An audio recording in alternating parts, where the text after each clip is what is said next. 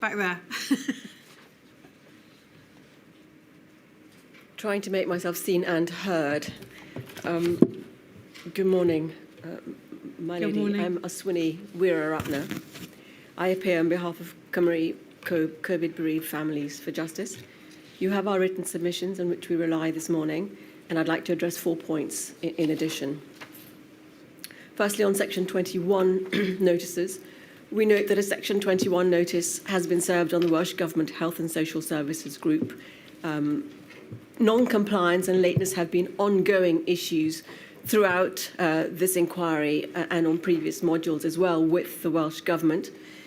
In submissions for the last preliminary hearing in September 2023 on this module, the Welsh Government stated its commitment to cooperate fully with the inquiry and that 2 detailed responses to Rule 9 requests had already been provided. Our clients are disappointed, therefore, and angered to hear that in spite of reassurances given, the Welsh Government's poor compliance has necessitated a Section 21 notice from my lady. Secondly, then, I'd like to turn to spotlight evidence and spotlight hospitals, and this is a very important issue and of some concern to our clients. We've had lengthy correspondence on this issue with the inquiry legal team since early February. Our clients are grateful for the time that the inquiry has given them on this issue, and also grateful for Ms. Carey's submissions this morning and in her note. They address some, though not all, of our concerns. Our clients have expressed their extreme unhappiness with the selection of 2 hospitals in Wales for this task, and our concerns and our clients' unhappiness will be repeated and amplified today. Regrettably, there's been no shift in the inquiry's position, as we've heard, and our clients feel heard but not listened to. We will consider carefully what we've heard today, but our clients do remain somewhat uncertain as to how this proposal is intended to actually work. From our understanding of this task, there are still a number of shortcomings in the proposal which lead us to question its value. The operation of and responses in Welsh hospitals are, of course, a key focus for Cymru bereaved families, and our clients are anxious that their concerns are properly aired and interrogated in this inquiry. And this anxiety underlines our submissions on this point today. Also, I want to echo that in Module 1, Mr. Keith, King's Counsel, created an expectation that the detail of preparedness on healthcare would be featured in this module. And it's very important to our clients that this is done with regard to Wales. My lady may recall that a significant proportion of the membership of this group lost their loved ones as a result of hospital-acquired Covid-19 or in the care homes following discharge of hospital patients without testing. The first point I'd like to make is on location, and it arises from the fact that in her note, Ms. Carey notes that the spotlight evidence is intended to cover both rural and urban areas, but in fact only hospitals from 2 areas of South Wales have been selected, and that's been commented on by others as well. Large swathes of Wales, the rest of South Wales, for example, North Wales, and rural areas are not covered by the selection made. While it may be reasonable not to actively seek information from the areas worst affected, in our submission it makes little sense where evidence points to a particular problem in a particular area to ignore that during this exercise or not to seek to build on it. For example, the National Nosocomial Covid-19 Programme report was provided by the Welsh Government earlier this year for a period ending the 31st of January 2024. This showed that the highest rate of nosocomial infection was in North Wales within Betsi Cadwaladr Health Board, and that the rates of nosocomial infection varied greatly across Wales. Hence, our reference to the postcode lottery in Wales and Wales' particular geographical and demographic characteristics in our written submissions.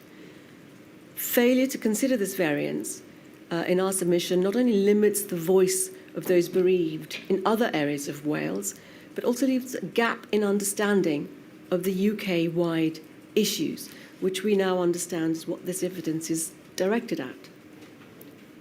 There are a number of relevant issues raised by our members, which we have already brought to the inquiry's attention, and these arise across the health boards. And examples are also at Annex A of our written submissions, which have been provided for context. We raised concerns with the inquiry legal team in correspondence about the rates of nosocomial infection, healthcare facilities and access to healthcare facilities in North Wales, as an example, based on the experiences of our clients, of an area where useful evidence may be sought. One of the stated aims of the Spotlight process is to identify key themes and particular issues.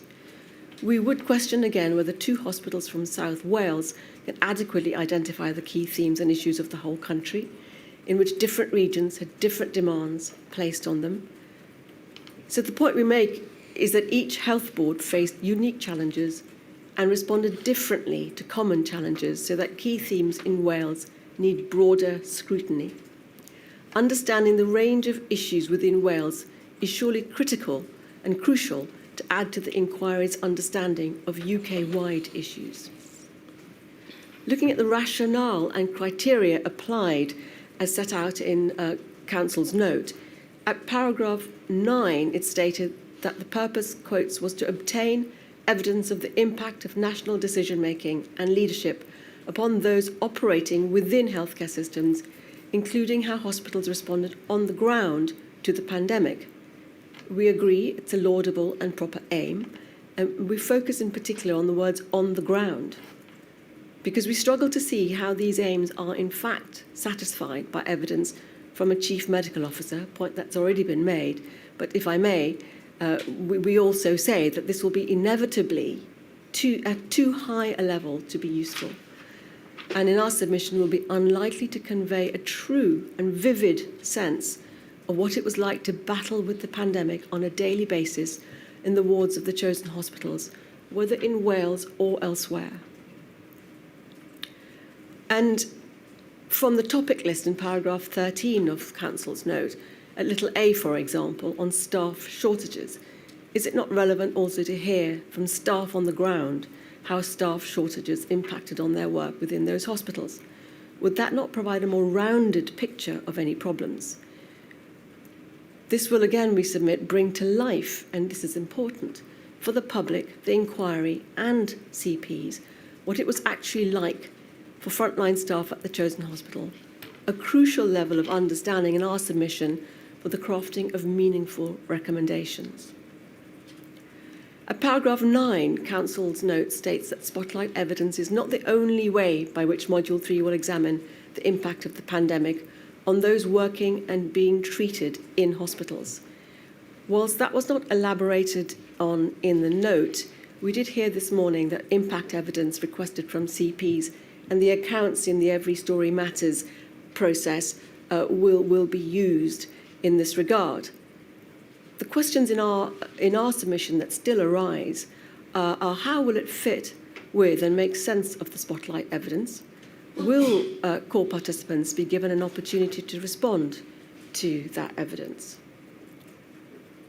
If the intention is to use expert evidence to fill any gaps, for example, on analysing the rates of nosocomial infection across the UK, then we would make the following observations. Experts are not able to cover the actual experiences of staff on the ground, and Council has alerted us to a problem with the infection prevention and control expert evidence at paragraph 31 of her note, though of course we do note her submissions on that this morning. So our concerns about gaps in evidence more generally about the Welsh experience are underlined by the expert draft intensive care evidence which has recently been circulated, and the responses are formally due on the 16th of April. For now, we can say our view is that the draft report does not adequately deal with devolved issues, and we'll be responding with details on this by the deadline set. That is a lacuna which raises, for our clients, the concern that the Welsh experience is not being sufficiently addressed in this module. Further is on gaps in the evidence. We heard that other evidence on nosocomial infection rates, for example, is available from the Chief Medical Officer of Wales, Public Health Wales, and Welsh Government Health and Social Services Group. Again, And I'm sorry I'm being repetitive on this. Our point is that this is high-level evidence and unlikely to throw light on the impact on the ground of decisions and leadership for healthcare workers interpreting guidelines from on high. On some issues, as noted in the draft intensive care report, guidance differed from area to area, leaving clinicians to decide how best to respond. Lastly, we say that there's no indication as to whether or how evidence gathered by the spotlight process is to be tested. Is its reliability to be taken as read, or will CPs be given an opportunity to interrogate it, and if so, on what basis? If it's not tested, we would question its value to the inquiry, or even how useful or proportionate an exercise this actually is. This may be a particular concern to devolved nations. It's definitely a concern to the understanding of issues in Wales. I do offer my apologies for sounding so disgruntled and negative about this process, but this is what our clients feel. It's a very important strand of the inquiry, and without fully explained reassurances as to how else the key issues and themes will be elicited, the mantra that the experience in Wales will be thoroughly examined begins to sound somewhat hollow. We do acknowledge the burdens on the inquiry, and we do raise concerns as to how this is a proportionate use of the inquiry's resources in relation to Wales. So we do ask once more that this is reviewed, and that if statements from each of the 7 health boards cannot be taken, then at least that 1 or 2 of the other health boards are considered from other parts of Wales and are included in this exercise. And also that consideration is given to including staff and clinicians from the chosen hospitals. My third point was on delay in listing. Our experience in other modules is that disclosure has been late and sometimes comes after the event. It's not unusual. In Module 1, crucial evidence of risk registers was disclosed on the 12th and 13th of July last year, when the Welsh witnesses had already given evidence and we had no longer the opportunity to put these documents to those witnesses. Similar issues were encountered in Module 2B. We understand that delays are unavoidable, but repeatedly CPs are having to play catch-up. It inevitably impacts on effective participation, and in particular where lay participants are concerned, who need more time to absorb what is disclosed, even with legal advice. With respect, we say it's not sufficient to say it's a knock-on effect of the late production of disclosure by other state bodies. It doesn't really help our clients. We are concerned that the balance between timing, resources, CP participation could be struck better, and that more time for hearings and also for Rule 10 questions is necessary. We are anxious that there should be no delays in the timetabling, but added to the woes already referred to is the listing of hearings virtually back-to-back. In general, written submissions are due 1 to 2 weeks before a hearing and 3 to 4 weeks after the conclusion of a hearing. So the overlap and demands in the work is clear, and especially where there is, say, 6 weeks between hearings. This is onerous and potentially impacts on the fairness for CPs and their ability to respond adequately. I was going to make a 4th point on expert reports, but I've already made that, the points I wanted to make on that. So just on Rule 9 requests, we've heard what Counsel to the Inquiry has said, and we've raised in our written submissions at paragraph 4 the requests that have already made, which we have repeated in our written submissions. So with the greatest respect and repeating the understanding that time and resources are not a bottomless pit, Cymru families feel that they must record their disappointment and frustrations at this point. But we do look forward to continuing to work and collaborate with the inquiry in the work of this module. My lady, thank you very much. And unless there's anything further I can assist you with, those are my submissions. Thank you.